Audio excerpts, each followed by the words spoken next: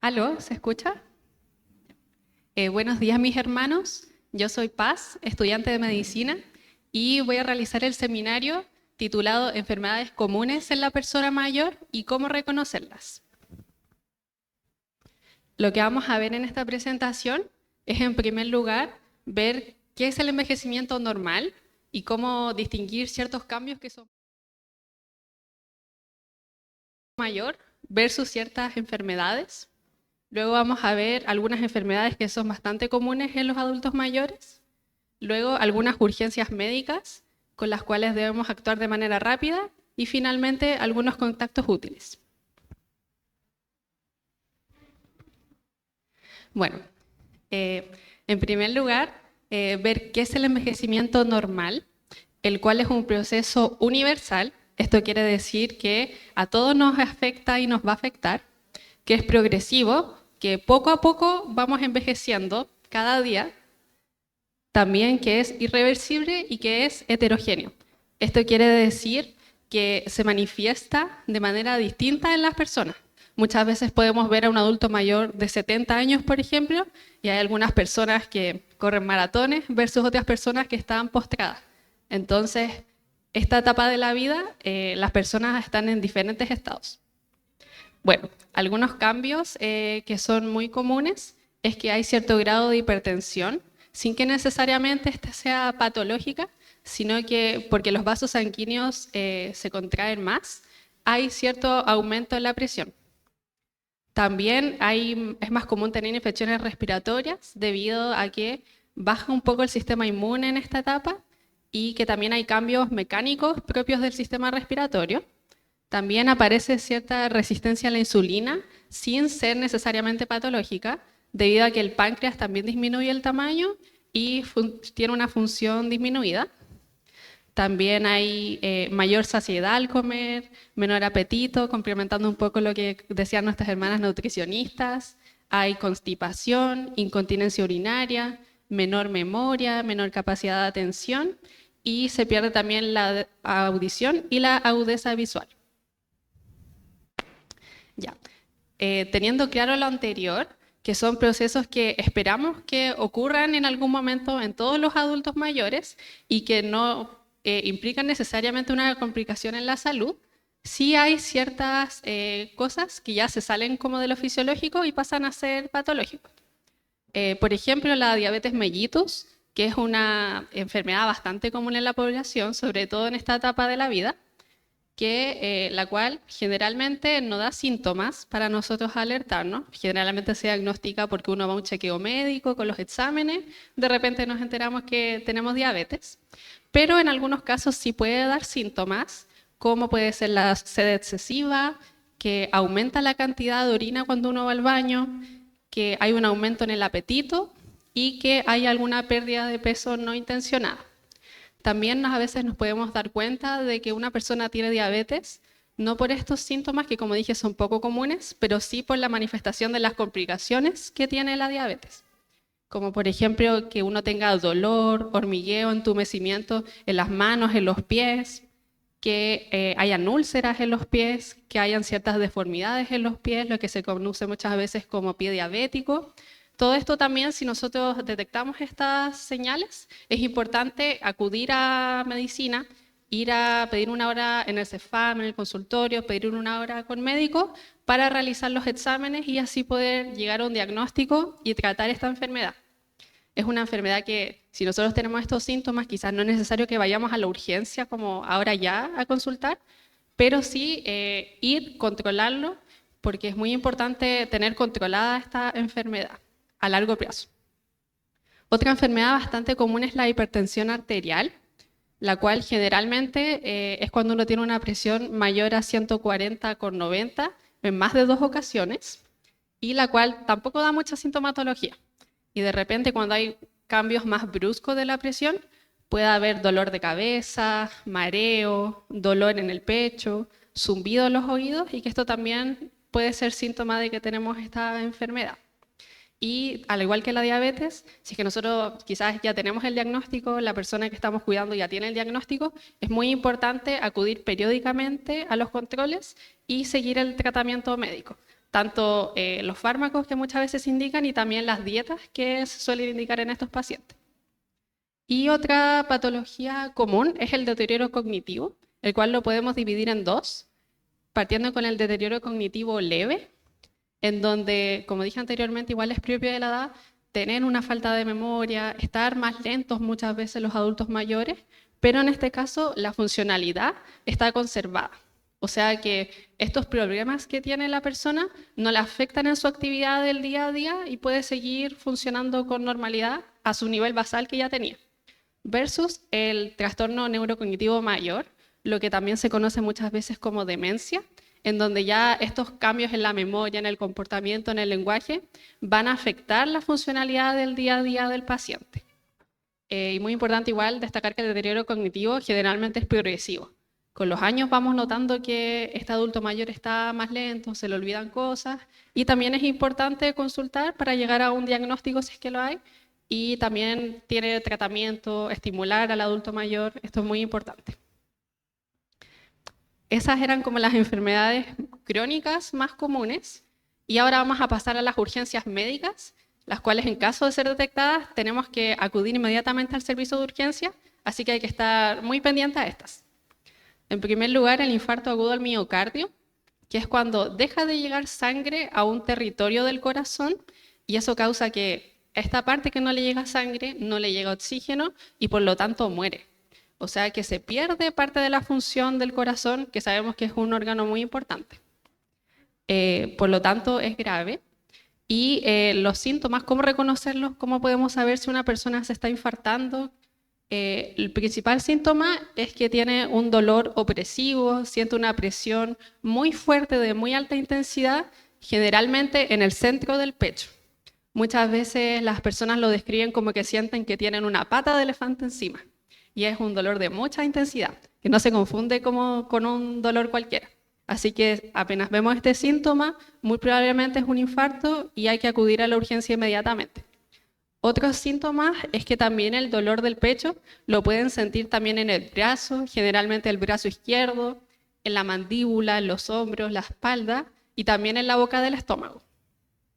También pueden presentar dificultad para respirar, sentirse ahogados, estar sudorosos, tener náuseas, vómitos y esta ansiedad, esta preocupación, esta sensación muy grande de malestar. Entonces, si se detecta estos síntomas, pueden estar todos, pueden estar algunos. El principal, como dije, es el dolor opresivo en el pecho. Hay que acudir inmediatamente al servicio de urgencia, ya que es importante que se trate en la urgencia inmediatamente esta patología, porque como dije, se va muriendo una parte del corazón lamentablemente. Entonces, mientras más rápido actuemos, puede ser reversible y menos área del corazón alcanza a ser afectada. También va más o menos de la mano con la anterior el accidente cerebrovascular, el cual también ocurre que se detiene el flujo sanguíneo al cerebro y también va a causar que esta zona del cerebro a la que le dejó de llegar oxígeno se muera. Por lo tanto, puede quedar el paciente con algún déficit neurológico, con alguna parálisis, lo cual igual va a afectar totalmente la calidad de vida. Los síntomas son variados, por ejemplo, si vemos que la persona está media lenta, letárgica, con compromiso de conciencia, que no pueda mover alguna extremidad. Si nosotros percatamos alguna señal que nos haga sospechar esto, lo que nosotros tenemos que realizar es la escala de Cincinnati, la cual sirve como para detectar de manera rápida si es que una persona puede estar sufriendo un accidente cerebrovascular. Lo que vamos a hacer entonces es aplicar las siglas PRISA, donde la P y la R, si nosotros, por ejemplo, tenemos al adulto mayor acá que tiene esta sintomatología, yo le voy a decir, por favor, hermano, dígame su nombre completo. Si es que el adulto mayor logra decirlo de corrido, completo, de manera muy que se entiende bien, estaría bien al menos esa parte. Pero si es que la persona no logra decir su nombre completo, no se acuerda o empieza a balbucear, no es claro en lo que dice, esto es altamente sospechoso de que está teniendo un ACV. Luego, pasando con la I y la S, es pedirle a la persona que nos sonría así mostrando todos los dientes. Y si es que nosotros vemos que lo puede hacer con normalidad, es una buena señal. Pero si vemos que se le cae una parte de la cara o que no puede sonreír, esto también es una alerta de que puede ser una ACV. Y finalmente, las 2A es pedirle que cierre los ojos y que levante los brazos 10 segundos. Le pedimos que mantenga los brazos arriba con los ojos cerrados durante 10 segundos. Y si es que la persona no es capaz de mantener los brazos elevados durante este tiempo o no puede levantar los brazos, también es muy sugerente de una ACV. Por lo tanto, si cualquiera de estas tres cosas está alterada al realizar la escala de Cincinnati, debemos acudir inmediatamente al servicio de urgencia. También tiene otros síntomas, como mencioné, como alteraciones del equilibrio, alteraciones visuales, como que pierda la vista de un segundo a otro, que vea doble, por ejemplo. Alguna pérdida de la sensibilidad, que nosotros le toquemos la pierna, el brazo y que no sienta que lo estamos tocando, que esté muy lento, que tenga una pérdida de conciencia. Todo esto nosotros llegamos como sea al servicio de urgencia. Si es que lo podemos llevar nosotros mismos, si es que podemos llamar a la ambulancia, pedirle ayuda a alguien que nos pueda llevar, eso es muy importante, porque también es importante llegar a tiempo. Muchas veces estas patologías son reversibles, pueden pasar que la persona quede sin ninguna secuela, gracias a Dios, pero va a depender mucho del tiempo. Si nosotros lo llevamos al tiro, tiene mucha más posibilidad de que esta obstrucción al flujo sea reversible. También está la emergencia hipertensiva, en donde se eleva mucho la presión arterial y esto puede causar riesgo de muerte o que se dañe irreversiblemente órganos tan importantes como el corazón, los riñones, el cerebro o los ojos. Generalmente se da en una presión mayor a 180 con 120, lo cual igual es importante que si quizás el adulto que estamos cuidando es hipertenso, ojalá cada cierto tiempo tomar la presión, mantener el control. Y si es que detectamos que tenemos esta cifra o más elevada, también acudir al servicio de urgencia. O si es que el paciente tiene un dolor de cabeza muy intenso, está confuso, le falta el aire, tiene dolor en el pecho o está convulsionando, también es signo de emergencia hipertensiva y hay que acudir al servicio de urgencia. Y finalmente, la última urgencia médica que vamos a revisar el día de hoy es la hipoglicemia, que es cuando baja mucho los niveles de azúcar en la sangre, que la sangre es necesaria para el cerebro, para poder funcionar, por lo tanto no tiene que estar ni tan alta ni tan baja. Y en el caso de que baje mucho, también constituye un peligro para la vida. Generalmente esto se da en caso de pacientes que son diabéticos y que están en tratamiento con pastillas, con insulina principalmente, en donde de repente si uno no se toma estos medicamentos en los horarios específicos o no come en los horarios que tiene que comer, se va para abajo la glicemia y podemos tener este problema. La hipoglicemia se va a manifestar con temblores, con palpitaciones, que sienta que el corazón le late muy rápido, con mareos, sudoración, mucha hambre, confusión, somnolencia y convulsiones. Entonces es importante que si nosotros detectamos estos síntomas, sobre todo en un paciente que está en tratamiento para la diabetes, lo primero que podemos hacer es darle algo dulce como para subirle en el momento el nivel de azúcar. Por ejemplo, se recomienda harto en un vaso de agua diluir 3 cucharadas de azúcar y darle esto para beber. Esto va a hacer que rápidamente, aproximadamente en 15 minutos, le suba el azúcar a un nivel más normal y salga como de este peligro en que se encuentra. También se le puede dar una bebida con azúcar, una cucharada de miel, alguna fruta, algo que tenga azúcar. Y también acudir al servicio de urgencia para normalizar bien esta situación. Bueno, eso eran las urgencias, por las cuales es muy importante estar alerta, estar atentos, si es que detectamos algún síntoma, ir a la urgencia. Y acá les dejo algunos contactos útiles que les puedan servir en caso de cualquier situación. Por ejemplo, el servicio de atención médica de urgencia, en el caso de que estemos en una urgencia médica y necesitemos una ambulancia. Salud Responde en el caso de que tengamos alguna duda, algo que no nos quede claro. El CENAMA, que también está enfocado en la salud también de los adultos mayores. Y el CITUC, que es en el caso, por ejemplo, de que quizás administremos mal algún medicamento, que hayamos dado mal la dosis de insulina de algún medicamento, se tomaron las pastillas mal, cualquier cosa que tengamos con el adulto mayor que estemos cuidando en cuanto a fármacos y a cosas toxicológicas, podemos llamar a este número.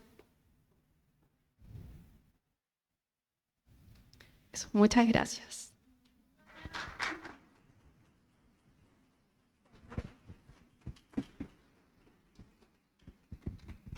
Agradecemos nuevamente a nuestra hermana Paz, quien también nos hace alusión a varios temas que son muy recurrentes en los adultos mayores y vamos a poder tener mayor atención si es que vemos alguno de estos síntomas. Continuamos entonces con el módulo de técnicas de prevención de lesiones, primeros auxilios, administración de insulina, a cargo de nuestro querido hermano Raúl Saavedra Tapia, que el Señor le dé muchas gracias.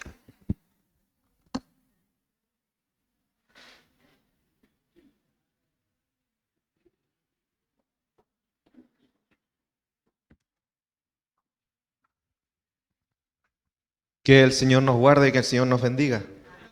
¿Está contento? Maravilloso lo que hoy día podemos estar aprendiendo.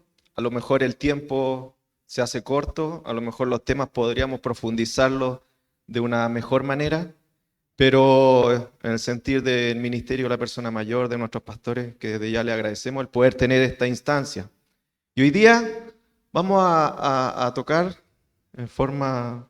tratar de a lo mejor comprimir esta información respecto a lo que son los primeros auxilios. Primero, todos nosotros hemos escuchado los términos de urgencia y emergencia, ¿cierto? Y muchas veces creemos que es algo similar, pero hay una diferencia. Una emergencia, por ejemplo, es algo que va a poner en riesgo la vida o una capacidad vital de una persona. Podríamos decir que existe una mayor gravedad cuando uno habla de una emergencia. Una urgencia es una atención que nosotros vamos a realizar en la cual no está en riesgo la vida de la persona en forma inminente o alguna condición vital de la persona. Ya entonces, lo que hoy día vamos a ver van a ser reacciones que nosotros vamos a poder tener ante una urgencia. La siguiente, por favor. Los primeros auxilios. Yo creo que cada uno de nosotros en algún momento hemos tenido que actuar ante alguna situación imprevista, alguna situación relacionada con una atención a una persona, un familiar. Y hoy día en particular cada uno de ustedes tienen la posibilidad de poder estar cuidando, ya sea un familiar, un adulto mayor, una persona mayor, algún amigo o por el mismo trabajo en el cual se desenvuelven. Y es necesario entender que los primeros auxilios, lo que vamos a hacer es atender a una persona. Vamos a realizar una atención inmediata y al mismo tiempo dice que es una atención temporal. ¿Por qué? Porque lo que nosotros vamos a hacer es esta primera atención en la cual nosotros vamos a proporcionar a esta persona que está en riesgo la posibilidad de poder después trasladarla a un servicio en donde ya sea un hospital, un servicio de urgencia, que se le va a poder prestar las atenciones que corresponden y una posible monitorización. Entonces, tener en cuenta que los primeros auxilios es una atención inmediata y al mismo tiempo temporal. Es solamente del momento. Y la vamos a entregar a víctimas que han estado en situaciones de accidentes, en situaciones de emergencia, también podemos decir, y antes de recibir, como decíamos, una atención formal. Es importante entender de que muchas situaciones que van a ocurrir, que probablemente podamos atender a personas mayores, sí van a requerir después la posibilidad de que puedan ser vistos con una atención formal en un servicio de urgencia, en un hospital o en una clínica. Hay normas generales para poder realizar primeros auxilios. Importante tener en cuenta y considerar que la escena que nosotros vamos a tener debe ser segura. Y esa seguridad debe ser tanto para la persona que está afectada como también para la persona que va a realizar esta atención. Ejemplo, si estamos en una situación, vamos a poner casos extremos para que me puedan entender, un incendio o un inicio de incendio, debemos tener la precaución de que esa escena, ese lugar, debe ser seguro, insisto, para esta primera persona que va a recibir la atención y también para ustedes. Nunca olvidarse también de que si ustedes están en una buena condición, si ustedes están cuidándose, van a poder prestar una atención mucho más segura. Anteriormente veíamos con nuestra hermana reflexóloga la importancia también de poder realizar movimientos de una forma supervisada, de una forma en la cual ustedes puedan hacerlo de manera segura, confiable para la persona, porque eso también les ayuda a cada uno de ustedes. Entonces, cuando atendemos primero auxilio, también tener en cuenta esta escena, este escenario posible en el cual vamos a estar. Activar sistemas de emergencia, siempre. Mi hermana Paz anteriormente mencionó que hay teléfonos, y todos nosotros conocemos hoy día el ABC, ¿cierto? Ambulancia 131, bomberos 132, carabineros 133. Y debemos tener siempre en cuenta, ante situaciones a lo mejor complicadas, puede ser que se nos olvide. Hoy día el refrigerador lo tenemos lleno de imanes, tener de repente por ahí algunos contactos. Hoy día también existen municipalidades que ofrecen distintos servicios, entonces también considerar aquello. Importante, mantener al accidentado en una posición horizontal, con la cabeza a nivel del cuerpo, pero hay una excepción, cuando hay vómitos o hay náuseas. ¿Por qué? Porque esta persona pudiera aspirar hacia su sistema respiratorio. Entonces ahí debemos tener esa precaución. Generalmente se debe colocar en una superficie dura. Evitar, por ejemplo, la cama, el colchón. Muchas veces los colchones son algo blanditos, es preferible en una situación dura, porque si hay una necesidad posterior de realizar maniobras de reanimación, una superficie que sea blanda no nos va a servir. Hoy día hubiese sido ideal haber podido realizar, y esto yo creo que da para un taller mucho mayor, el poder realizar capacitación respecto a lo que es una reanimación cardiopulmonar. Es un tema que en mi año de estudio eso lleva horas y horas y horas, entonces a lo mejor es un poquitito complicado hoy día comprimirlo, pero es necesario considerar aquello. Mantener una temperatura corporal estable de la persona. Si una persona se nos enfría, eso va a repercutir, como mencionaba también mi hermana Paz, en todo el sistema fisiológico de la persona. Contraer todo lo que es la parte circulatoria, y eso también va a impedir que esta persona pueda tener una mejora en su situación de emergencia, de urgencia, perdón. No actuar precipitadamente, mantener la calma. Si estamos con otra persona, poder ordenarnos, poder coordinarse. Una persona llamará al servicio de urgencia y la otra persona estará siempre presente con la persona que necesita la atención. Porque también hay que considerar que a esta persona que está accidentada o a la cual se le va a prestar el primer auxilio, no se debe nunca dejar solita. Siempre debe estar en compañía, ¿ya? Y no suministrar líquidos o alimentos previo a una evaluación médica. Entendamos que estamos hablando de situaciones más complejas y vamos a ver más adelante, por ejemplo, una lesión por un traumatismo encefalocraneano, que ahí puede haber una pérdida de conciencia. Aquí también pueden haber situaciones, a lo mejor un golpe que no va a tener mayor repercusión.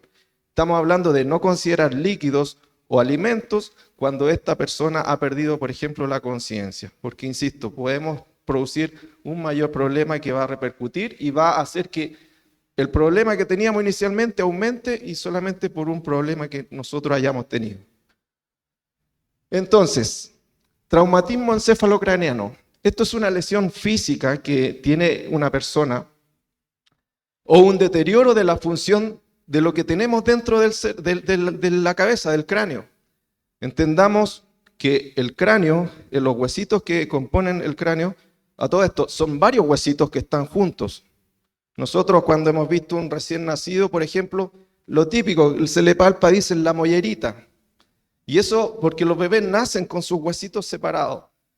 Posteriormente avanzan los años y esta persona, un adulto, ya tenemos como una capacidad en la cabecita, pareciera que fuera uno solo el huesito, pero está formado por diferentes huesitos. Entonces, se produce una lesión física o un deterioro del cerebro. Este cerebro lo protege el huesito, el cráneo, y al mismo tiempo van distintas membranas que van recubriendo y protegiendo este cerebro. Cuando se produce un traumatismo encefalocraneano, se produce una lesión entonces o un deterioro del cerebro por un golpe en la cabeza que puede ser con o sin pérdida de la conciencia. ¿Y cuál es lo más frecuente que puede producir esto? Son las caídas. Y nosotros hoy día, cada uno de ustedes tienen responsabilidades con personas mayores. Como se dijo también anteriormente, personas que tienen una movilidad mucho más reducida. Personas que necesitan mucho más de ustedes.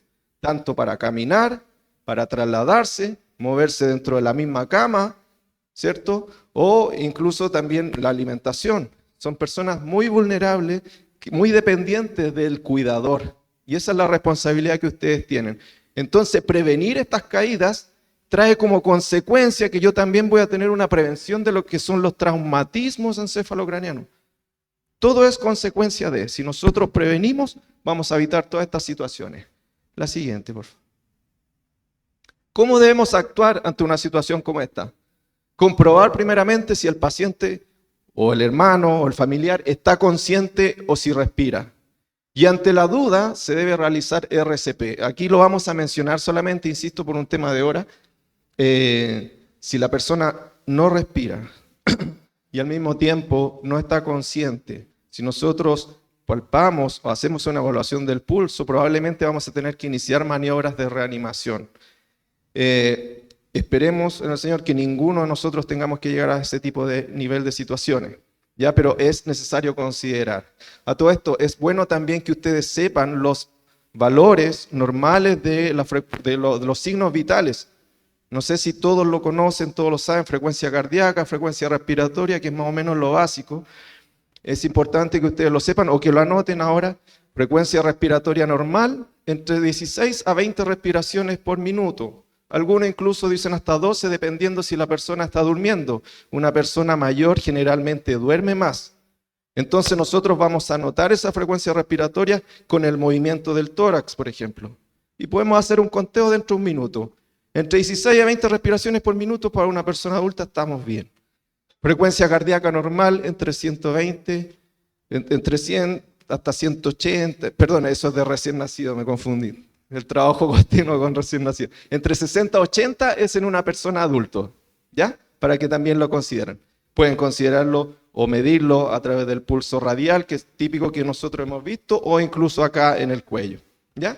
Y eso es más o menos un parámetro para que ustedes sepan. Si hay alguna anormalidad que puede también estar influenciada, hay que entender, la frecuencia va a verse influenciada o se va a ver a lo mejor alterada dependiendo de la actividad. Si yo tengo un hermano anciano que está durmiendo, probablemente estos valores que les di de referencia van a ser un poquito menores.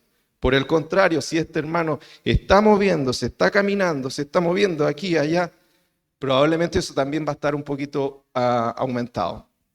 Y entonces es necesario conocer también aquello. ¿Y qué debemos vigilar nosotros ante un golpe o ya por una caída?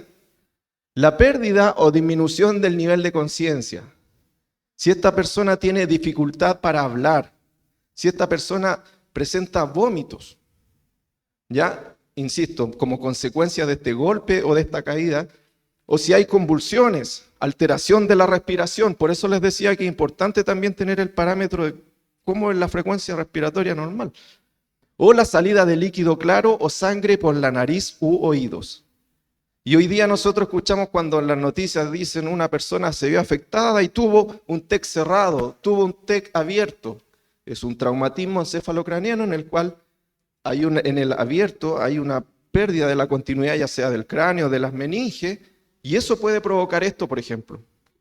La salida de líquidos o sangre por la nariz u oídos. Puede ser extremadamente grave, puede llevar a una septicemia por meningitis, por ejemplo. Porque todo lo que nosotros nos cubre nos permite también mantener ese lugar, podríamos decirlo, libre de bacterias o distintas situaciones de infecciones. Por eso también es importante mantener, y yo creo que es importante también considerar ustedes, como cuidadores, la importancia del lavado de manos. El lavado de manos es fundamental, sobre todo en esta época de invierno. El uso de mascarillas. Podemos evitar un montón de situaciones. Ustedes están con personas que son vulnerables. Recién nacidos, personas mayores, son súper vulnerables. Vulnerables a distintas infecciones, virus respiratorios, bacterias. Por lo tanto, es importante que ustedes también consideren aquello para prevenir situaciones posteriores, futuras, que pueden repercutir en la vida de esta persona mayor que nosotros estamos cuidando. ¿Ya? ¿Cómo podemos prevenir estos traumatismos? O estas caídas, en el fondo vamos a hablar más. Uso de barandas. Hoy día ustedes tienen la posibilidad de tener un hermano que está ya sea en un catre clínico, se llaman, ya, o en una cama, si esta persona está con el nivel de conciencia alterado, si está desorientado, es importante considerar el uso de barandas. Ustedes yo creo que han tenido ya la experiencia. Muchas veces nuestros hermanos en la desorientación se quieren levantar en forma rápida. ¿Y qué produce eso? Caídas. Produce situaciones complejas. Entonces es importante considerar aquello. El calzado adecuado también es importante. Hoy en día es importante tener que esta persona, si está deambulando, está caminando, que sea un calzado que incluso le pueda sujetar el tobillo. Evitar lo que son, ejemplo, las típicas chalitas que puedan hacer que se tropiece. Tratar de que sea un calzado que pueda sujetar tanto la planta del pie como hasta el tobillo, que le pueda hacer de forma natural, con suela de goma. Evitar también a lo mejor los suelos. Cuidado con los suelos húmedos, suelos resbalosos. Y hay algo incluso que a lo mejor uno puede decir, ¿pero cómo? El diseño, por ejemplo, de una cerámica, si nosotros estamos cuidando a un adulto mayor, puede ser un detalle a lo mejor que no consideremos, pero si le cambiamos el entorno, le cambiamos el piso, puede hacer que esta persona se desoriente aún más. Y en el momento de caminar, él pueda entender que hay un obstáculo o que hay una situación que lo pone en riesgo. Entonces son situaciones que debemos considerar, son súper prácticos los consejos, las recomendaciones que le estamos dando. El acompañamiento fundamental. Si nosotros tenemos un adulto mayor que se desorienta permanentemente, una persona que a lo mejor a veces puede estar en forma agresiva o está a lo mejor con un deterioro cognitivo que hace que permanentemente esté peleando con el entorno, esté peleando con quienes le rodean, es importante también el acompañamiento. Mis hermanas decían anteriormente, yo creo que casi el 80-90% del día estas personas necesitan esa compañía, entendiendo también que hay distintos grados de dependencia de las personas mayores. A lo mejor quien tenga una persona mayor puede decir, no, yo con un par de horas le llevo el almuerzo, lo atiendo, lo muevo en la cama, con eso basta. Pero hay otras personas que también tienen un deterioro mucho mayor. Y ahí hay que tener mucho ojo, mucho cuidado. Evitar los suelos resbaladizos, como decíamos, el orden de la habitación. Miren, algo a lo mejor también súper sutil. El orden de la habitación. ¿Cómo nosotros le ordenamos el entorno a esta persona mayor? El velador, evitar cables, evitar a lo mejor mesitas pequeñas que le entorpezcan el deambular o el caminar y que por consiguiente traiga que esta persona pueda sufrir una caída. Evitar el uso de alfombra, también, porque entendemos que una persona mayor no va a ser capaz a lo mejor de deambular de esta manera, ¿cierto? ¿Cómo camina un adulto mayor, una persona mayor? Generalmente va arrastrando, ¿cierto?, sus pies, y más aún si está con un burrito o está con ayuda por algún otro mecanismo para poder movilizarse. Entonces, evitar ese tipo de situaciones, el uso de alfombra. Entendemos también de que muchas veces ayuda para calefaccionar, qué sé yo. Pero si estamos, insisto, todo esto es el criterio y dependiendo de. En la medicina se dice que nada es categórico. Se habla mucho de depende de. Lo que pueda estar sufriendo acá mi hermana con una misma enfermedad, mi cuerpo probablemente se va a desenvolver de una manera muy distinta. Cada uno, el Señor a nosotros nos hizo distintos. Y el Señor también permite que pasemos distintas situaciones. ¿Para qué? Para que la gloria de Dios justamente sea manifestada. Sigamos con la siguiente, por favor. Dígame.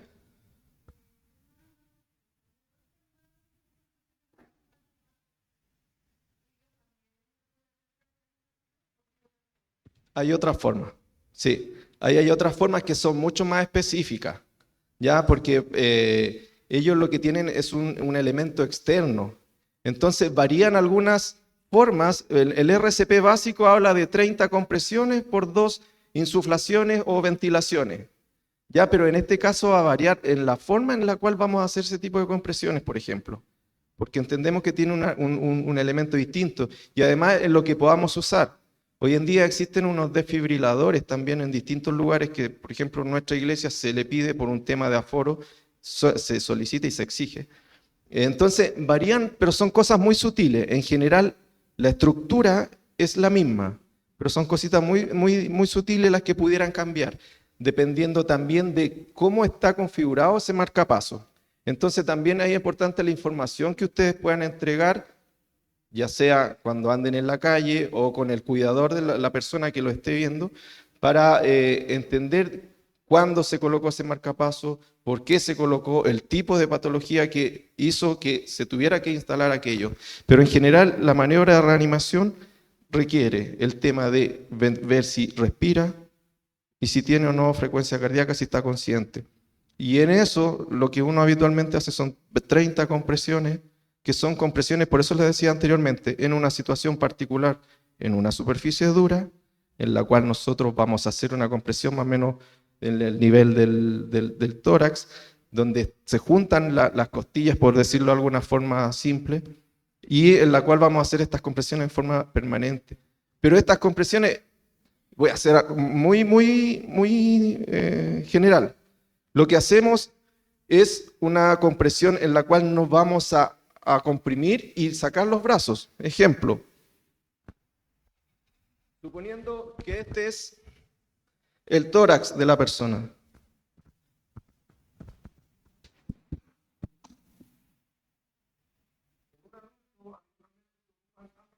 Idealmente la persona debería estar arrodillada, estando en el suelo. ¿Ya? No voy a poder hacer las dos. ¿Ya? Entonces, obviamente esto tiene que ser un poco más bajo. Y lo que se recomienda, y es donde el mayor problema de la reanimación es que justamente se ejecuta de una mala forma, que cuando se hace la compresión, lo que hace la persona generalmente es retirar. Por ejemplo, hago una compresión que debe ser continua, es muy agotador, por lo tanto siempre se recomienda que haya una segunda persona. Entonces, el movimiento que yo hago es hasta abajo, no retiro mis manos, no hago esto. Eso no se hace, sino que yo comprimo hacia abajo, mantengo, subo. Es todo el rato, 30 compresiones. Y después hago el tema de la ventilación. En esa ventilación es lo que nosotros habitualmente conocemos, se tapa la nariz y con nuestra boca ventilamos en la boca del paciente. Por ejemplo, en los bebés es distinto. Ahí yo no tapo la nariz, sino que con mi boca cubro boca y nariz en un bebé. Y no hago esto, sino que con el aire que yo contengo en mis pulmones hago una reanimación en un bebé, por ejemplo, como dato. Entonces, por eso le digo, hay situaciones muy sutiles que pueden hacer la diferencia. En general el concepto es el mismo, ¿ya? Pero para que ustedes sepan. Si quiere después, al final, yo le puedo dar unos datitos más y podemos complementar. ¿Ya? Ya. Gracias, hermana Marcela. Y aquí viene otra condición que también a veces hay harta duda respecto a la asfixia por obstrucción de vías aéreas superiores. Esto yo creo que lo han visto. De repente hay una persona que se atora. Puede pasar en un adulto mayor. Es muy frecuente también, porque es una persona que muchas veces tiene prótesis, ejemplo, ¿ya? O su dentadura no está completa, o simplemente a veces tiene dificultad para cortar su misma alimentación, no necesariamente a lo mejor con carne, que es lo habitual que uno lo asocia. Puede haber una obstrucción con otro tipo de alimento inclusive. ¿Ya? Entonces, aquí también es importante que ustedes sepan, ¿cuándo voy a aplicar una maniobra? Esto tiene un nombre, se llama maniobra de Heimlich. Lo habitual, como la mayoría de los nombres que salen en el área de la salud, son en honor o respecto a quién ejecutó o quién inició este tipo de acciones. ¿Ya?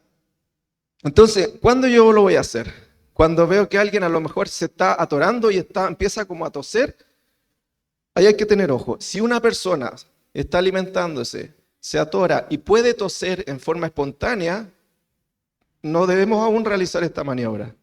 Esto es cuando yo puedo ver lo siguiente.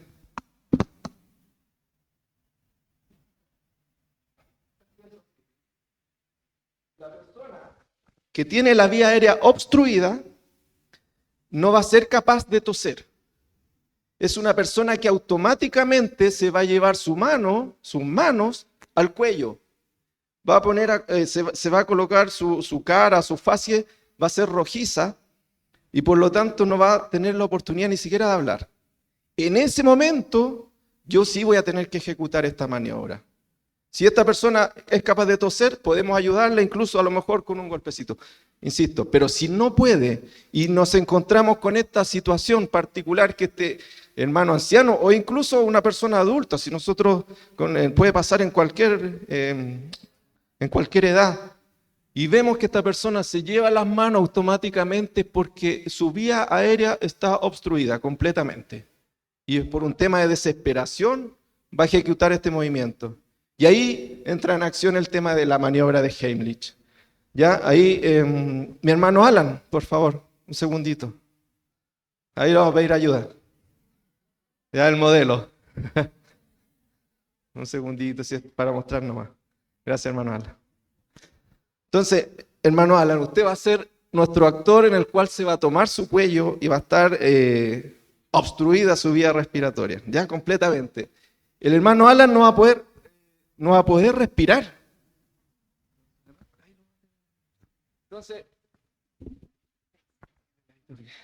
Entonces, lo que hace la persona, ahí hay un video, si quieren después pueden, al final les puedo mandar el enlace para que lo puedan ver de forma mucho más gráfica, ¿ya? Obviamente ahora a lo mejor las condiciones técnicas no nos ayudaron mucho, pero después yo se los puedo enviar. Entonces lo que hace la persona es debajo de las axilas, a la altura de la cintura, uno toma a esta persona y una de mis manos va a hacer la forma, la figura de un puño y el dedo pulgar va a quedar un poquito sobre el ombligo, en la boca ahí del estómago. Permiso, hermano Alan.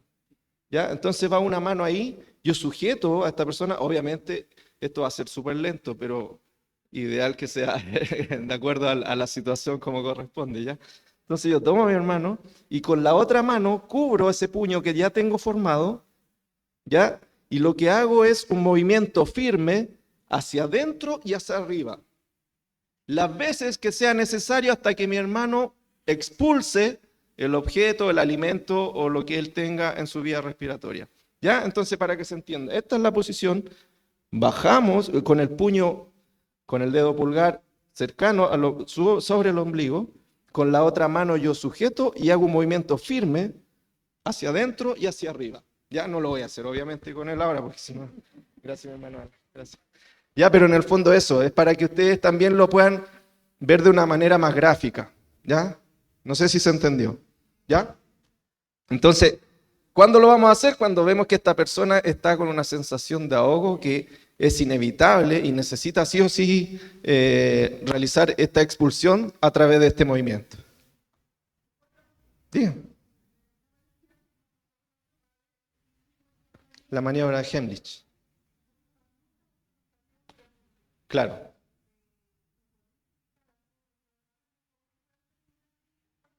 Ah, sí, eso es importante lo que ella dice, porque hay situaciones en las cuales a lo mejor no voy a estar acompañado. Me quedé solito almorzando y me atoro. A todo esto, tengo a mi hijo Cristóbal y él cuando pedimos la bendición, damos gracias por los alimentos, dentro de su oración dice, te pido Señor y que no nos atoremos Señor, y que no nos atoremos. Me acordé ahora de aquello. Y tiene razón, véanlo, el niño tiene razón. Así que es importante. ¿Ya? Entonces, si estamos solos, obviamente va a estar esa actitud de desesperación. Y como decía mi hermana, se ocupa una silla, idealmente es una silla. Y ejecutamos de la misma forma. Si nosotros vamos a estar atorados, atragantados y no tenemos ninguna forma, el movimiento debe ser brusco en la silla, apoyándonos en el respaldo. ¿Ya? Y bueno, esta silla en la casa van a tener que hacerlo de acuerdo a lo que más o menos tengan. ¿Ya? Pero en el fondo lo que se busca es el mismo movimiento. Tiene que ser brusco, un movimiento brusco. O sea, quiere decir algo violento inclusive. ¿Ya? Y en el mismo lugar. Cargarse, si yo lo hago ahora, con esa desesperación probablemente voy a poner de inmediato. Si ustedes después lo intentan, si yo lo hago de una forma desesperada, brusca, ahora uno lo siente. Y eso va a hacer que se expulse inmediatamente. Entonces, conclusión, una silla. El respaldo de una silla les puede servir. Están solitos, apurados, un movimiento fuerte. Y eso se ha visto que tiene para resultar. En los niños más pequeñitos, también puede ocurrir, y ahí uno se arrodilla, el mismo movimiento, pero ahí uno se arrodilla y queda más o menos a la altura del bebé o del niño en realidad. ¿Ya? ¿Le sirve? Eso. Ya. Sirve, pero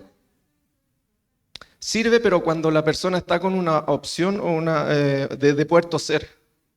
¿Ya? Si está tosiendo, si logra toser o hacer le va a ayudar. Pero si esta persona, insisto, lo más típico es esta acción. Esta persona, insisto, ponerse un poquitito en el lugar de la desesperación de no sentir que pasa el aire por la vía respiratoria, va a hacer que se sujete la garganta. Y ahí no le va a servir el golpecito en la espalda. ¿Ya?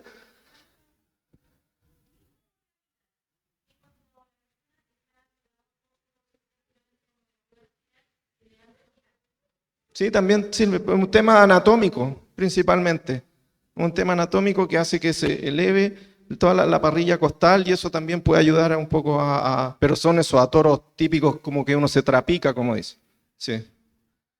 Ya, vamos a avanzar. Lo que es prevención de lesiones por presión. Mis hermanas anteriormente mencionaron, vamos a ir un poquito más rápido, las úlceras por presión, las escaras, como se les llama, ha ido variando un poco la terminología. Actualmente se le llama lesiones por presión o LPP. ¿Qué son las lesiones por presión? Son un área de la piel o tejidos adyacentes que van a presentar un daño o un trauma que es súper localizado. ¿Ya? Y esto se va a producir como consecuencia de presión, una presión sola o en combinación con, puede ser fricción o cizallamiento. ¿Ya? La que sigue. Y hay factores de riesgo. Factores intrínsecos que están dentro de la persona, movilidad limitada, una malnutrición, patologías concomitantes, envejecimiento de la piel, edad. Y hay factores extrínsecos que pueden ser una presión de cualquier superficie dura. Y ahí lo que mencionaba anteriormente mis hermanas, sector de los codos, sector de los talones, sector del sacro, el coxis, que son las superficies que quedan en contacto con una prominencia ósea y con la cama o la silla, incluso la silla. Hay personas que tienen una nutrición tan inadecuada que su piel es tan delgada que podemos estar 2, 3 horas inclusive con una persona en una misma posición y pudiera provocarle una lesión. ¿Ya? La fricción también. La presión es cuando tenemos a una persona con todo su cuerpo, el peso de su cuerpo apoyada. La fricción es cuando esta persona se mueve y ahí hay factores que influyen. Por ejemplo, el tema de las sábanas, que ahí lo vamos a ver. Y el cizallamiento, ese término combina ambos, la presión con la fricción. ¿Ya? Y hay lesiones, aquí empezamos con las lesiones por grado. El grado 1, vemos que hay una piel intacta todavía, ¿ya? Con un eritema. El eritema es este enrojecimiento que vamos a ver acá. Ya que yo creo que a lo mejor a alguien le ha tocado con algún familiar o alguna persona adulta poder visualizarlo. ¿Ya? Un área localizada, generalmente sobre una prominencia ósea, donde tenemos los huesitos. Ya lo típico, los codos, la zona del sacro, el coxis, los talones. ¿Ya? Hay una decoloración de la piel, se va cambiando el color, hay calor, edema y endurecimiento, se comienza a sentir más durita la piel y el dolor pudiera estar presente como también no pudiera. Ya, ahí tenemos grado 1. Esta zona es la zona del sacro, ¿ya? Y del coxis. Es muy típica, sobre todo con las personas que tienen movilidad reducida. En el grado 2 vamos avanzando. Hay una pérdida de espesor parcial de la dermis. Tenemos desde afuera hacia adentro la epidermis, la dermis y la hipodermis. ¿Ya? Entonces aquí ya pasamos un poquitito la piel externa que nosotros vemos. Avanzamos. Ya la pérdida de espesor parcial de la dermis se presenta como una úlcera abierta, poco profunda. Y aquí ya incluso podemos ver que hay una lesión como una herida que es rosado o rojizo y a veces como una ampollita, ¿ya? En la cual puede salir suerito o pues, pudiera estar algo sanguinolento. Si nos damos cuenta de una piel que todavía estaba indemne, pero estaba rojita, ahora avanzamos. Y pueden haber estas pequeñas úlceras. El grado 3 ya es una pérdida completa del grosor del tejido. La grasa subcutánea ya se puede visualizar. Fue avanzando mucho más. Pero aún no son visibles los huesos, tendones o músculos. ¿Ya? Aún no se encuentran expuestos. Uno dice, ¿cómo? O sea, ¿podemos llegar a ver el huesito, el tendón? Sí, podemos llegar a ese grado que es el grado número 4. Y si se fijan acá, es una lesión súper, un poco traumática de ver. Y yo creo que aquí mi hermana a lo mejor alguna vez han tenido experiencia. Y es muy doloroso tanto de visualizar como también para esa persona. Muchas veces debemos considerar que esta persona mayor, este hermano anciano, no va a poder verbalizar lo que está sintiendo. No va a ser capaz de decir, tengo tanto dolor, porque tiene un deterioro y lo está sufriendo por dentro. Y nosotros, claro, lo atendemos, qué sé yo, lo realizamos, vemos este tipo de heridas. Bueno, no se queja, a lo mejor no está sintiendo. Ojo con aquello. Ya porque esta persona está con un grado de dependencia mucho mayor, con un grado cognitivo que pudiera estar alterado y que también hace que su nivel de dolor pueda ser distinto a lo que nosotros estemos sintiendo. Pero él también está sintiendo. Es un hermano nuestro, es un padre, un amigo, un tío. Por lo tanto, también debemos ser considerados con aquello. Y aquí vemos el grado 4, lo que les decía anteriormente, hay una pérdida total del espesor del tejido y ya vemos expuestos los huesos, tendón o músculo. Es una imagen bien fuerte, ¿cierto? De ver. Que el Señor nos ayude también para nosotros tener la gracia, la sabiduría necesaria para poder atender a nuestros hermanos mayores y no llegar a este tipo de situaciones. Medidas preventivas. Aseo e hidratación con lociones por lo menos una vez al día. Aquí vamos a ir más rapidito porque mis hermanas ya avanzaron con aquello. Y aquí veo dos productos.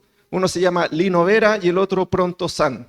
¿Ya? Porque de repente lo anoten, sirven bastante y se ha probado de buena manera su uso para este tipo de lesiones. Y en realidad ayuda a prevenir porque ayuda a hidratar. ¿Ya? A veces son un poquito, la anterior, son un poquito caros, pero son muy útiles. Utilizar jabón de pH neutro, mantener la piel sequita, ¿ya? Especialmente en la zona de los pliegues. Son personas que a lo mejor van a estar usando pañales, que van a tener una incontinencia urinaria, que van a tener una incontinencia digestiva. ¿Y eso qué hace? Se mantiene húmedo. Lo vemos en los niños pequeñitos cuando usan pañales. Pasan un par de horas, se produce una dermatitis de pañal. Lo mismo pasa con las personas mayores, para tener precaución. Entonces, evitar humedades constantes, porque si no va a ser un factor de riesgo para producir este tipo de lesiones. ¿Ya? Uso de sábanas sin arrugas. ¿Se acuerdan por qué se producía este tipo de lesiones? Por fricción, por presión o la combinación de ambas. Si yo tengo a mi hermano mayor que lo voy a movilizar y tenemos una cama con las sábanas todas arrugadas, eso puede repercutir en esa piel delgadita, en esa piel húmeda, en esa piel que va a estar mucho más expuesta que a lo mejor uno pudiera tener. Control exceso de humedad, como dijimos, el cambio frecuente de pañales, uso de algún dispositivo y el aseo necesario como corresponde, y realizar los cambios de cama según la necesidad. A veces es necesario a lo mejor realizar más de una vez al día ese cambio de sábana. También debemos considerarlo. A lo mejor es un poco agotador, pero ¿qué dijimos anteriormente? Pedirle al Señor que nos dé la fortaleza. Mi hermana nos decían, cuidémonos nosotros también para estar en una mejor condición y cuidar a estas personas mayores. Y en los pacientes de mediano y alto riesgo también hay otras medidas. Hay escalas para valorar cuando una persona tiene mayor o menor riesgo. Y aquí es importante el cambio de posición cada 2 horas, que también lo mencionaron mis hermanas. El cambio de posición utilizando posicionadores que permitan mantener una alineación corporal, ¿ya? O permitan elevar o liberar ciertas partes anatómicas. Porque una persona ancianita que está postrada y que no puede tener una movilidad independiente, pueden pasar muchas horas en una misma posición y eso puede estar, sin nosotros darnos cuenta, repercutiendo. Entonces, hoy en día el mercado nos da la posibilidad de tener ciertos artículos que permiten que podamos ayudar a estas personas mayores. Ahí les vamos a mostrar unas fotitos más adelante. ¿Ya? Un poquito en la anterior. El uso del colchón antiescara, yo creo que todos también lo conocen. Idealmente ese catre clínico que venga con un colchón antiescara. Hoy en día a lo mejor está más asequible que hace un par de años atrás, ¿ya? Y mantener a los pacientes en posición de 45 grados solo si es posible, o la posición Fowler que también se llama, ¿ya? La que sigue. Se habla de un reloj posicionador, ¿ya? Están las 24 horas y cada ciertas horitas vamos realizando este cambio de posición, ¿ya? Es práctico, también va en su material de apoyo. Zonas de riesgo, si tenemos una persona de cúbito dorsal o de espalda, ahí vemos las zonas de apoyo más expuestas. La cabecita, a veces nos olvidamos un poco. También es importante, como tiene el pelito, sobre todo en las hermanas, a lo mejor el pelito más largo, y nos olvidamos, es bueno también hacer una inspección en esos lugares, ¿ya? La cabecita, el omóplato, bajo los hombros, los codos, el sacro y talones. Si tenemos una persona de cúbito lateral mucho tiempo, vamos a tener estas zonas expuestas, ya las costillas, ya, y estos huesitos que están también donde están los tobillos, las rodillas, que también pueden verse afectados. Y de prono, de cúbito prono o de guatita, inclusive los deditos. O sea, es a ese nivel el cuidado que debemos llegar a tener, imagínense. Es tal cual como un niño. Yo, por misericordia del Señor, trabajé casi 20 años con bebés recién nacidos. Y es un poco muy similar a este tipo de situaciones. Los bebés teníamos que cambiarlos cada 2 horas, 3 horas, porque en la misma situación no se pueden movilizar solitos. Y también vimos lesiones por presión, úlceras por presión. Entonces son muy, muy complejos. Y además que eso repercute por un tema económico, tanto para el Estado como para la situación familiar, porque requiere tener que ocupar mayores implementos, tenemos que comprar mejores lociones, pero si somos capaces de prevenir esto, vamos también a evitar y cuidar un poco también el tema monetario. Y aquí hay algunas cosas que ustedes a lo mejor ya conocen. El catre clínico. Hoy en día existen manuales y eléctricos, ¿ya? Le ayuda muchísimo. Están estos que son los arcos protectores, porque incluso la ropa de cama, si está mucho tiempo, también puede producir un problema. Entonces, existen estos arcos protectores que en el fondo hacen que la tapa pueda estar sobre las zonas de exposición de esta persona. Ya acá vemos también el colchón antiescara típico, vemos acá las taloneras, ¿ya? Y ahí también están los cojines antiescara, cojines posicionadores, cuñas, que eso también ayuda. Porque si tenemos una persona en posición de cúbito lateral, usted incluso a lo mejor lo ha notado, cuando duermo mucho de lado, me empieza a molestar aquí estos los huesitos, ¿cierto? Imagínense una persona mayor, que depende 100% de nosotros, para que también tengamos cuidado. Y estas cositas hoy día existen en el mercado y a lo mejor están con un precio mucho más asequible, insisto, que a los años atrás, ¿ya? Y lo último, aquí algo bien somero, bien rápido, muchos a lo mejor tenemos, y mi hermana Paz mencionó el tema de la administración, el tratamiento con insulina a las personas diabéticas. La mayoría ya de ustedes lo conoce, cómo se debe usar. La insulina es una hormona que produce el páncreas, ¿cierto? Y que lo que hace es mantener los niveles de glicemia normales, o por lo menos ayudar. Y existen distintos tipos de insulina, ultra rápida, regular, ya la lechosa, entonces hay distintos tipos. La mayoría de los pacientes ellos ya conocen, o incluso sus cuidadores ya conocen el esquema, que este esquema se le entrega de cuántas unidades, cuántas veces al día, ¿ya? La que sigue. Ahí en el material que va también especificado cuántas horas dura, cuándo parte el mecanismo de acción, cuándo comienza. ¿Ya? Y las recomendaciones generales, para que ustedes también lo tengan presente. Nunca utilizar la misma jeringa, ¿ya? Para sacar el medicamento y además aplicarlo. A veces se puede cambiar la agujita, ¿ya? Ideal. Tener cuidado en no confundir las unidades. Es súper complejo si confundimos el tema de cuántas unidades. Podemos producir un tema de hipoglicemia tremendo y eso vimos, la hermana también nos mostró que cómo puede repercutir una hipoglicemia en una persona, ¿ya? Tener cuidado que la aguja no llegue hasta el músculo, porque esto es una administración vía subcutánea, ¿ya? No es una vía intramuscular. Está la vía intradérmica, que es la que va debajito de la piel, vía subcutánea, que un poquito más, la que sigue, por favor, para mostrarle. Ahí. ¿Ya? La piel, subcutáneo acá, es como la grasita. ¿Ya? Y después tenemos el músculo.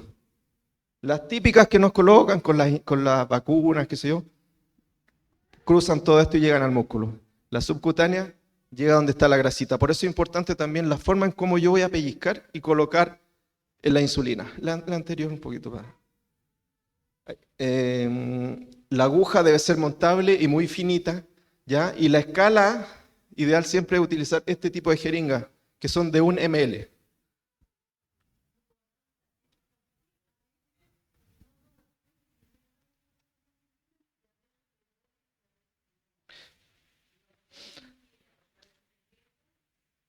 Y usted va rotando las zonas en las cuales se administra. Ya. A veces se producen distintos tipos de lesiones también, porque hay que pensar que esto habitualmente es todos los días. Y se recomienda ir rotando las posiciones. Ahí vamos a ver un dibujito también, ir haciendo este tipo de rotación. A veces inclusive pudiera a lo mejor ser un poquito más profunda o menos profunda. Y hay lugares específicos del cuerpo que tienen una sensibilidad mayor con un tema de inervación. ¿Ya? Entonces hay que tener cuidado, pero puede ser algo muy particular de él y fijarse si es siempre en la misma posición o si tiene algún tipo de lesión.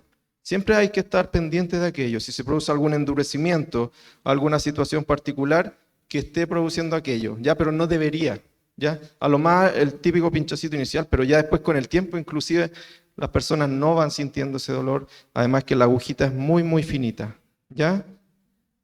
El tema de las unidades es importante.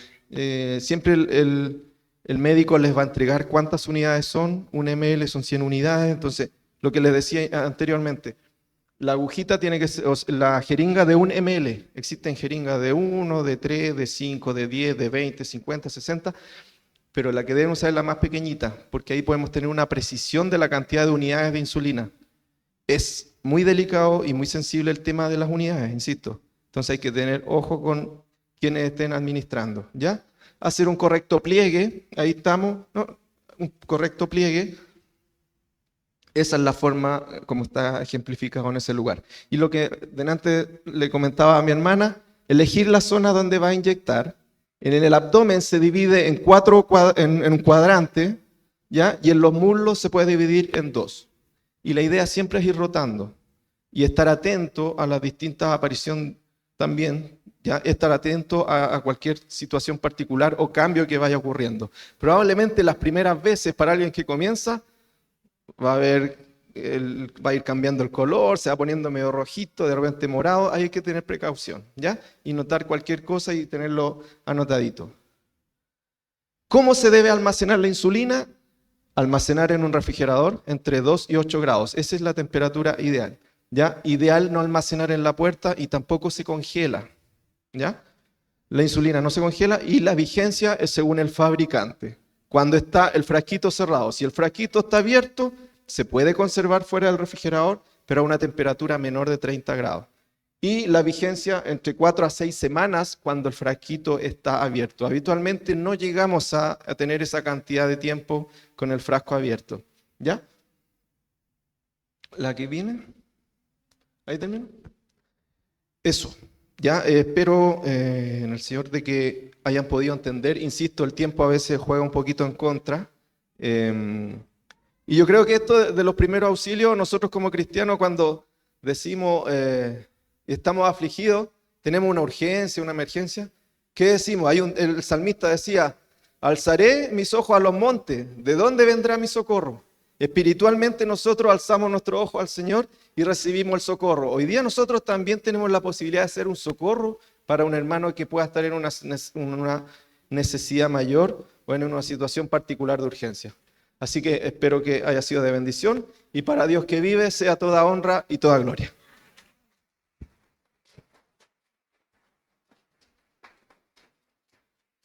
Agradecemos entonces a nuestro hermano Raúl, que ha podido también comprimir todos estos contenidos y conocimientos que son necesarios para el cuidado de las personas mayores.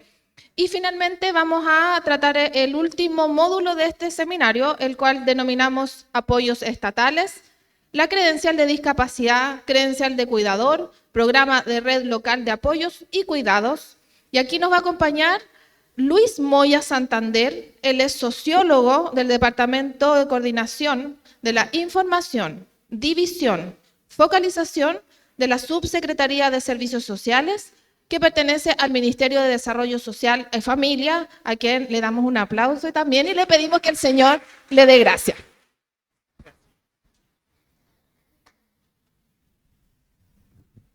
Muchas gracias. Voy a ser muy breve, ¿eh? Primero, porque es difícil lo que voy a plantear porque está dentro de lo que ustedes han estado escuchando. Entonces, y yo he estado sentado ahí y la verdad que he sentido todos los dolores que significa cada uno de la prevención, etcétera. Y bueno, uno también recuerda en este tema el cuidado, el acompañamiento de los papás cuando ya partieron. Y también se presenta lo que varios de ustedes pues están viviendo, es decir, cómo nos hacemos cargo como familia. La prevención, los tiempos e incluso lo más difícil al interior de una familia que es el aporte de los recursos económicos, ya sea si necesitamos contratar a alguien o efectivamente los padres tienen que irse a un hogar.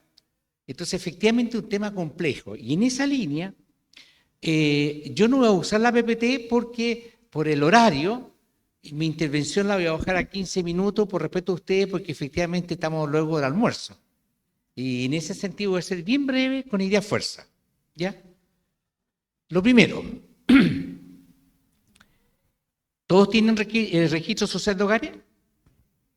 Sí, ¿no es cierto? ¿Todos saben en qué tramo están? Ya. ¿Saben dónde tienen que ir a reclamar si el tramo está muy alto o hay que ver algún tipo de información? ¿A dónde van? A la municipalidad y también a la página, ¿cierto? Ya. Entonces, lo que a mí me interesa ahora es entregarle el siguiente tip o dato. Hoy día es clave. Uno, tenés clave, la clave única. Porque la clave única para ustedes es un documento de identidad digital. ¿Y por qué le enfatizo esto? Porque hoy día, entrando a la ventanilla única social, con sus datos, clave única, el sistema les va a hablar a ustedes. De algún modo, la ventanilla única les pone un traje personal a cada uno de ustedes según los datos que el Registro Social de Hogares tiene respecto de ustedes y de sus hogares. Entonces, frente a la pregunta, ¿a qué beneficios sociales podemos postular o prestaciones sociales? Y relacionado con el tema del cuidado, mi consejo es ventanilla única social. Les voy a poner un ejemplo muy sencillo. Yo le pedí la clave única, cosa que no se hace, a una compañera de trabajo que tiene ingresos altos y su marido tiene ingresos más altos que ella, por lo tanto están dentro del 10% más alto de los hogares, 91, 100. Le pedí la clave para navegar como si fuera ella, Marcela. ¿Ya? Insisto, ella no en un acto de confianza. ¿Ya? ¿Por qué razón? Porque los datos son siempre privados.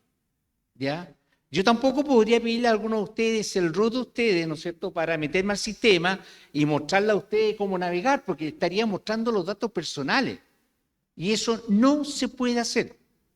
Entonces, en este ejemplo que les quiero dar, Marcela con su marido, sus hijos, en el tramo 91-100, es decir, de los hogares más altos del país, según el Registro Social de Hogares, la información que el sistema le decía a la Marcela fue, nunca le dijo, puedes postular al bono de mujer trabajadora, porque el requisito para postular a ese bono es estar en el tramo del 40, y Marcela está en el tramo 91-100.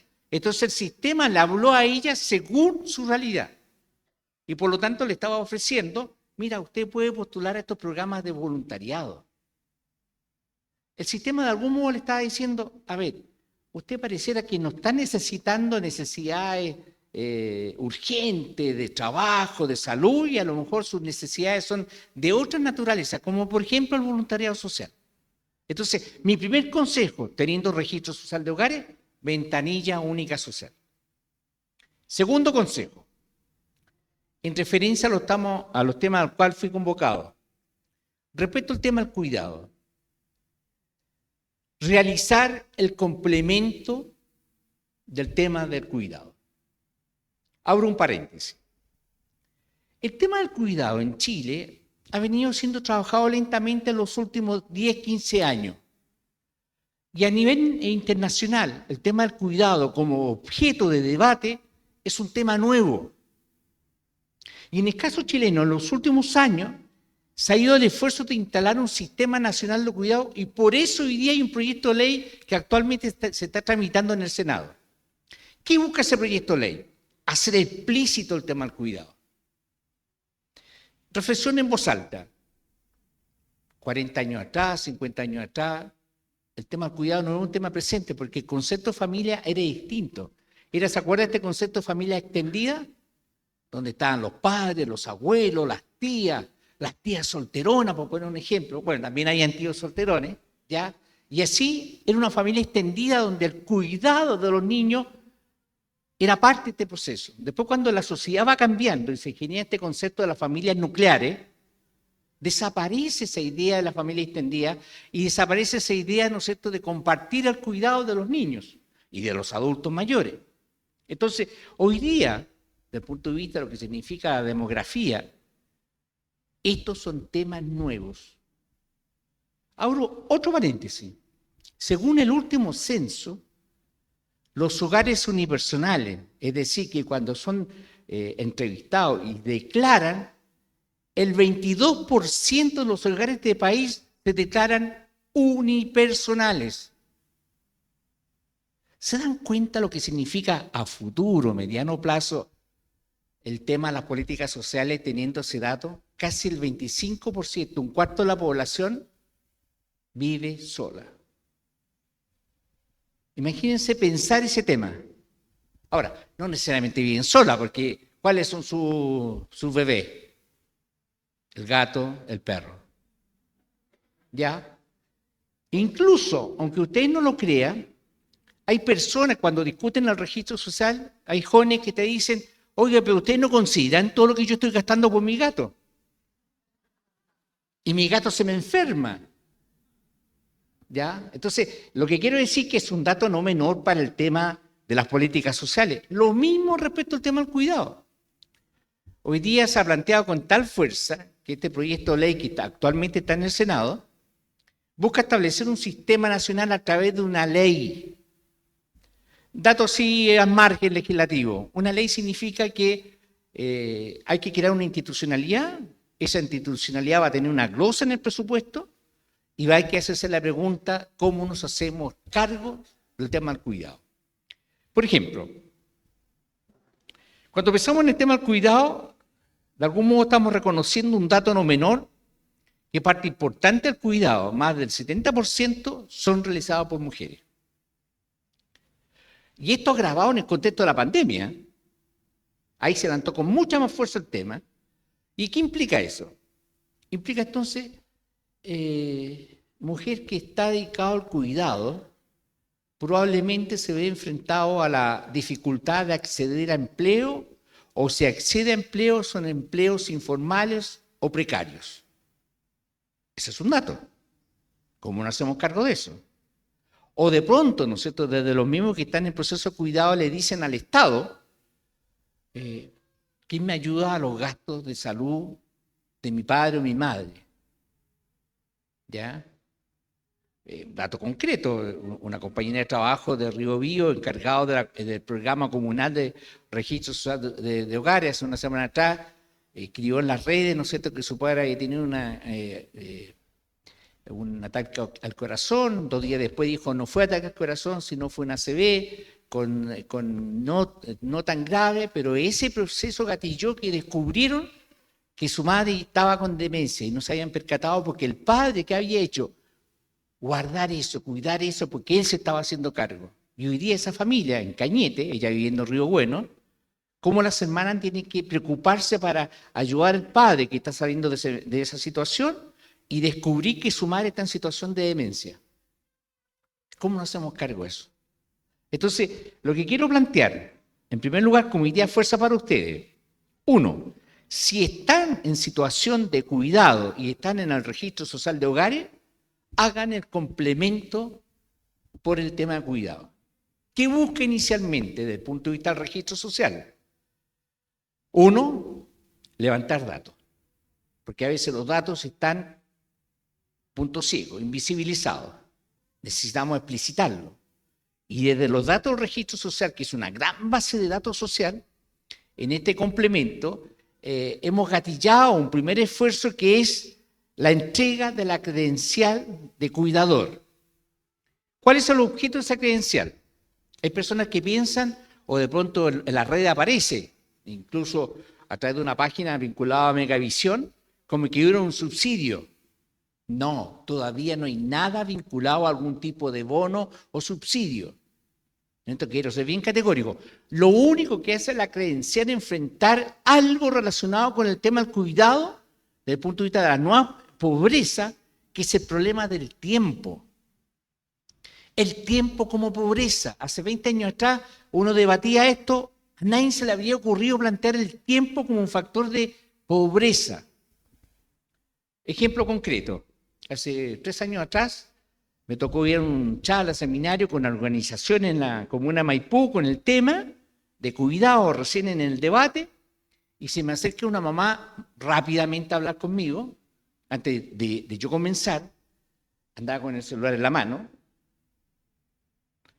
y me hablaba, y me preguntó cosas, yo la orienté, y yo mi ojo miraba, ¿por qué el celular? Y le digo, ¿está viendo alguna serie? No, don Luis, me dijo. Es que aquí yo veo a mi hijo, tengo un parlante, yo vivo a 3 cuadras acá, vine urgente a hablar con usted, pero tengo que volver a la casa.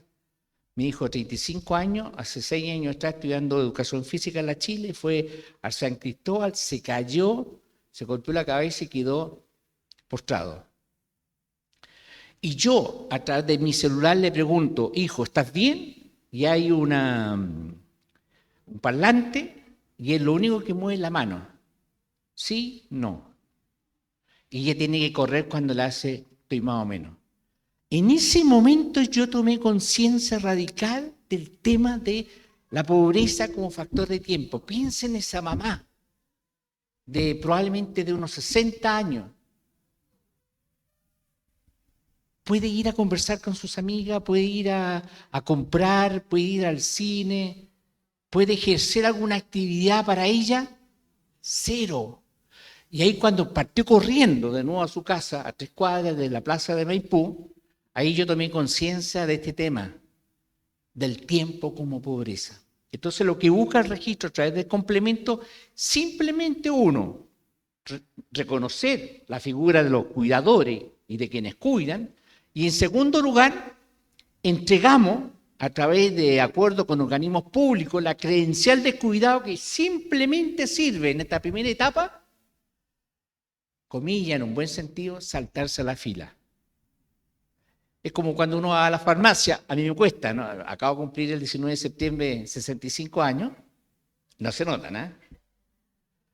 Y cuando voy a la farmacia, me aparece fila preferencial y yo me miro para adentro y digo, yo no necesito fila preferencial, y marco lo normal. Si estoy muy apurado, preferencial, ¿ya? Bueno, la credencial busca eso.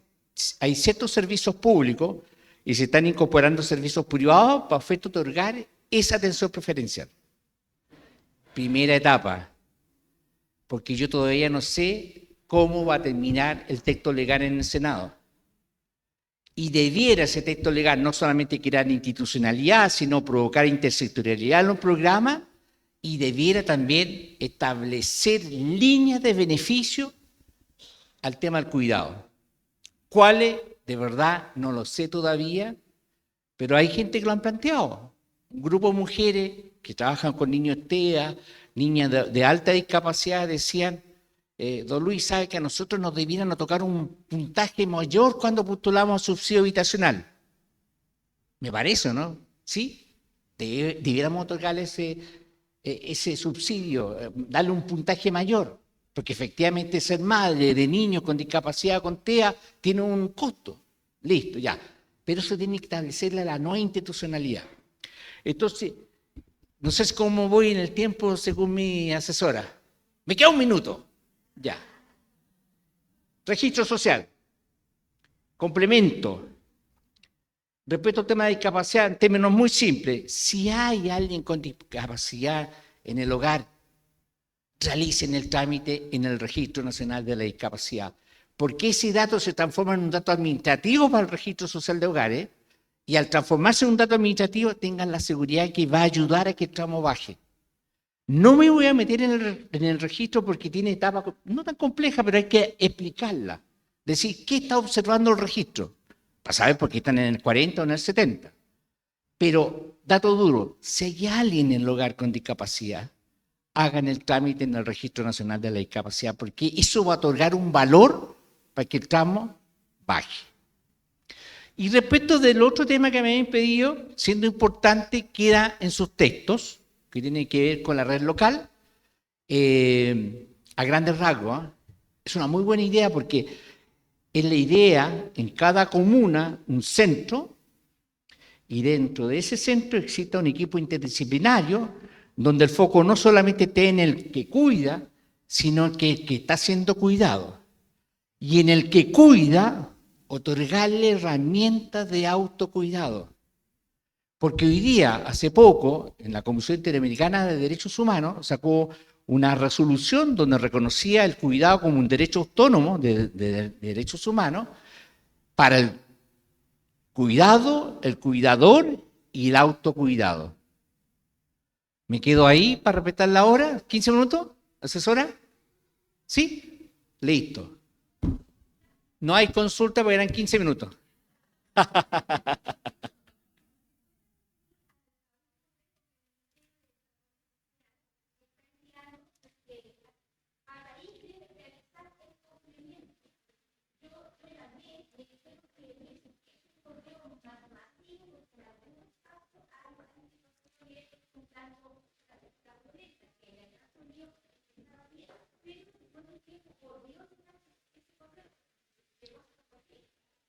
Ya, vamos a distinguir, ¿ya? Efectivamente, volviendo al tema de los hogares unipersonales, según el censo, 22%, hace 10 años eran 9%. Los hogares en el registro social de hogares son más o menos unipersonales, son como del orden del 49%. Eso fue provocado en el contexto de la pandemia del IFE, cuando las personas empezaron a salirse del hogar, del registro original, para poder acceder al IFE. ¿Me siguieron, no? ¿Sí? Ya. Hoy día estamos buscando que ese dato se clarifique. ¿Y qué estamos, por ejemplo, en un correo? No sé si es el caso tuyo, pero en general ocurre. Voy a hablar de un caso concreto que vi ayer. Le llegó un correo donde se le dice, mire, en su hogar hay un hogar vinculado a ustedes, separado al registro social originario. Me explico. Papá, mamá, hija, y el hijo de unos 20 años genera su propio registro social de hogares, sin ingreso, pero en el mismo domicilio. ¿Ya? Eso no es un dato complejo. Puede ocurrir también que entre hermanos de mamá hay otro hermano que se sale y genera su propio registro en el mismo domicilio, pero entre ellos hay un plan de salud vinculado. Entonces esos correos lo que están buscando es ordenar eso. En el caso concreto tuyo, a grandes rasgos, a lo mejor no es el caso tuyo, porque el caso tuyo, según me explicaba, tenía que ver con el tema del cuidado. ¿Sí? ¿Ya? Pero están ocurriendo esa situación. Entonces, insisto, se está buscando precisar la información del registro social de hogares. Ese es en el fondo el punto. No, a ti, ya. Bien, ¿cumplí? Listo, ya.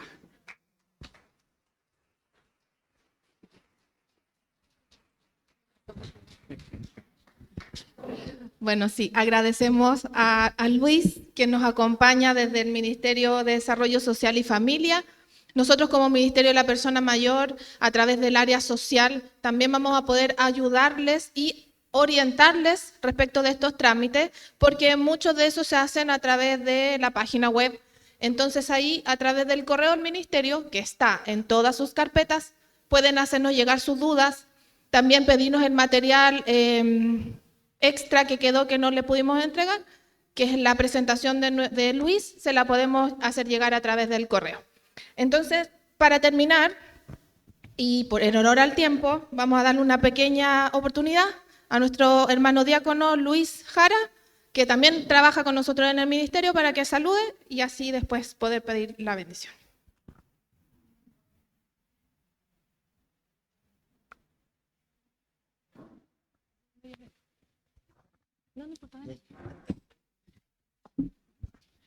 Muy buenas tardes, que el Señor les bendiga.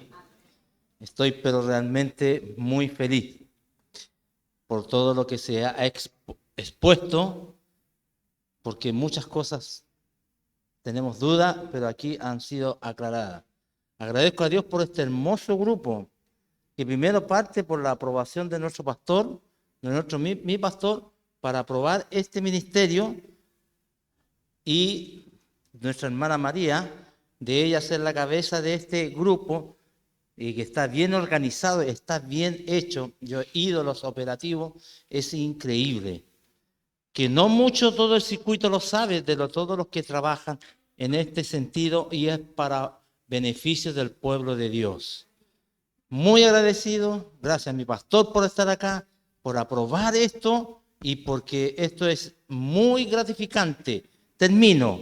Mire, busqué una palabra sobre los ancianos, y realmente en Isaías 46, y esto es maravilloso, 46:4.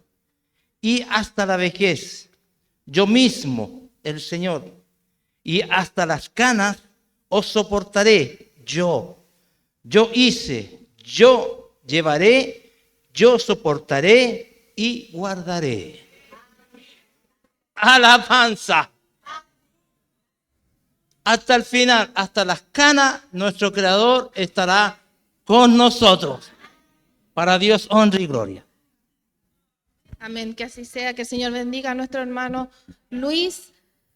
Y le pedimos entonces que pase a nuestro pastor Héctor Cerda Gómez, quien nos acompaña en el día de hoy, para que él termine esta actividad, también pueda pedir la bendición para que el Señor nos acompañe y también confirme todo lo que hemos entregado en esta mañana. Que el Señor le dé muchas gracias a nuestro pastor.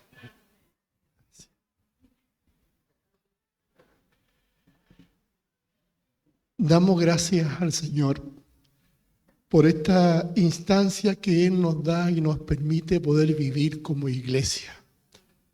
Creo que en nosotros debiera haber una valoración muy grande por lo que se ha hecho durante esta mañana. Cosas que muchos años atrás no se hacían y hoy día se pueden hacer. Agradecer al grupo de hermanos y hermanas profesionales de nuestra iglesia, a don Luis, que también hoy día ha dedicado este tiempo para poder estar con nosotros, de poder compartir todas estas cosas que son necesarias. Pensaba en mi asiento de un tema, de acuerdo a la palabra del Señor, el tema de la siembra y la cosecha. Un tema muy importante. Lo que usted está haciendo hoy día por su persona mayor, llámese mamá, papá, abuelo, esposo, esposa. Mañana a lo mejor lo harán por usted.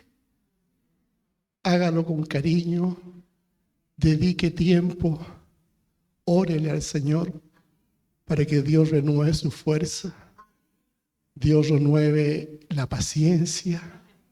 Acuérdese que todo lo que hacemos, el ojo de Dios lo está viendo. Así que nada que hagamos en secreto, aquí no me va a ver nada. Total, la persona no sabe lo que está haciendo, lo que estoy haciendo yo. Cuidado. Lo tenemos que hacer con cariño. Y pensemos en la siembra y la cosecha. Lo que siembres hoy día, mañana vas a cosechar. Si siembra bueno, va a recibir bueno. Y que Dios nos ayude. Quiero ser muy breve y brindar un fuerte aplauso a quienes hoy día han presentado sus presentaciones, que lo han hecho en forma maravillosa. Un fuerte aplauso para ellos.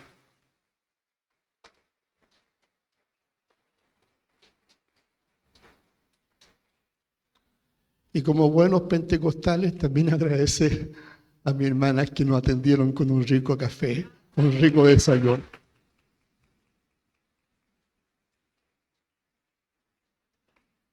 Eso nunca falla. Bien, la bendición. Nos ponemos de pie porque todos tienen cara de hambre ya para ir a almorzar, así que vamos a pedir al Señor la bendición. Amado Dios, en esta tarde te damos muchas gracias por esta mañana tan enriquecedora para quienes tienen la labor hoy día de cuidar a una persona mayor. Gracias por todos los temas que hoy día han sido entregados para tener mejores herramientas para enfrentar el diario vivir. Te pido, Señor, por cada uno de los profesionales, hermanos y hermanas, y a don Luis, que hoy día nos acompañó, que sus vidas sean grandemente bendecidas. Señor, ¿quién iba a pensar 50 años atrás que hoy día íbamos a tener a hermanos nuestros profesionales en las diferentes áreas de la salud? Era algo imposible, pero hoy día tenemos médicos, tenemos abogados, tenemos nutricionistas, tenemos tantas áreas, Señor, y eso solamente es por tu misericordia. Permita que en ellos nunca se acabe esta labor de servicio.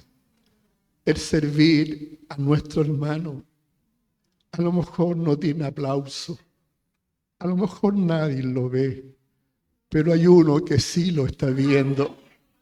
Y cuando lo hacemos con amor, lo hacemos con cariño, sabemos que de parte suya viene la recompensa. Pido por cada cuidador para que tú los dotes de paciencia, los dotes, Señor, de cariño, de amor, de entrega para el cuidado de la persona que está sobre sus manos. Bendice la vida de cada uno de ellos y también, Señor, sean bendecidos junto a toda su familia. Bendiciones también para el ministerio de la persona mayor. Nuestra hermana María Elena Contreras, nuestro hermano Alejandro Jara y quienes le acompañan, mi hermana Tamara, mi hermano Raúl, mi hermana Cheri, por nombrar algunos de ellos. Sé que son muchos más, pero te pido que este equipo maravilloso cada día, Señor, siga trabajando en plena comunión, porque es de beneficio para nuestra amada iglesia. Deseamos que al retirarnos de este lugar nos acompañes, seas con nosotros en las tareas que tenemos aún por desarrollar durante este día. Especialmente te pido por mi persona para que me acompañes, Señor. Tengo variadas actividades y deseo que tú vayas conmigo. Sea con cada uno de mis hermanos y en el regreso al hogar les guarde, le acompañe y sean grandemente bendecidos. Nos vamos de este lugar con tu bendición, la cual pedimos a través de Cristo, que es nuestro bendito y eterno Salvador. Amén. Gloria a Dios. Gloria a Dios. Gloria a Dios.